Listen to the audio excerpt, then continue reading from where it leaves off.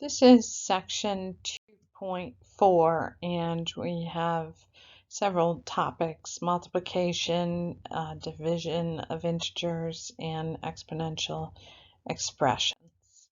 So first they ask us to write 4 times the quantity -5 as repeated addition. So if we have -5 plus -5 plus -5 plus -5, that's 4 times -5, and you see that we have -20. So when we have a positive number of negative factors, we're going to get a negative product. The product of two numbers with the same sign is positive. For example, 5 times 6 is 30, but -5 times -6 is also 30. So if we have two negatives, when we multiply, we get a positive product. The product of numbers with different signs will be negative. So 4 times -10 is -40. -4 times 10 is -40. The product of any number and 0 is 0. 3 times 0 is 0. 0 times -6 is 0. So when we have two negatives, -8 times -7, we multiply and get a positive 56. Here we have one negative, so our product will be -50. One negative, so we'll have -36. Two positives will give us a positive product of 32, and anything times 0 will be 0. The product of 7 and -8. So product means we're multiplying, so 7 times -8 is -56. -3 times -11 is positive 33. So two negatives will give us a positive product. When we multiply many factors, so for number 9, -1 times -1 is positive 1. -1 times itself 3 times, this is going to be positive 1 times -1 gives us -1.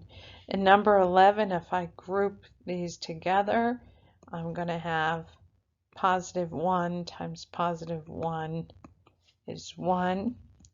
Number 12, if I group these together, I have an odd number of negative factors, and it gives me -1. So if I have a product of an even number of negative factors, my answer will be positive. The product of an odd number of negative factors is negative. So here I'll multiply. 2 times 5 is 10, times 7 is 70, but there's 3 negatives. An odd number of negatives makes this -70. Here I'll multiply 4 times 2 times 1 times 5 and get 40. And I count negative signs. There's two negative signs, so it's a positive 40. So our count is negative factors. So count negative factors. Okay. Next, we're talking about exponential expressions. This is the quantity -4 to the second power. So the 2 applies to the -4. So we multiply -4 times -4, and we have positive 16 because we have an even number of negative factors. Now, here I have -4 to the second power, and the 2 is only applied to the 4. If we want the negative to be included with the power, we have to enclose it in parentheses. So this is the opposite of 4 squared. So 4 squared is 16, and my answer is -16. Here the quantity negative 5 to the third power, when we enclose the negative in parentheses, we're going to multiply each factor by itself, negative 5 times negative 5 times negative 5, which gives us negative 125. Now here the negative sign doesn't go with the exponent, so I just have the opposite of 5 to the third power. So 5 times 5 times 5 is 125, and I have that one negative, making the product negative 125. Finally, division of integers. We're going to use the same rules basically as multiplication. If we find the quotient of two numbers with the same sign, it'll be positive. For example, 20 divided by 5 is 4. Negative 20 divided by negative 5 is also 4. So two negatives when we divide will be positive. The quotient of two numbers with different signs will be negative. So if we have one negative, my quotient will be negative. And 0 divided by any number is 0. 0 divided by 12, or 0 divided by negative 3. It doesn't matter if your denominator is positive or negative, it'll still be 0. But if 0 is in the denominator, it's always going to be undefined. So here I have one negative, so my quotient will be negative. Two negatives will make my quotient positive. One negative, again, will make my quotient negative.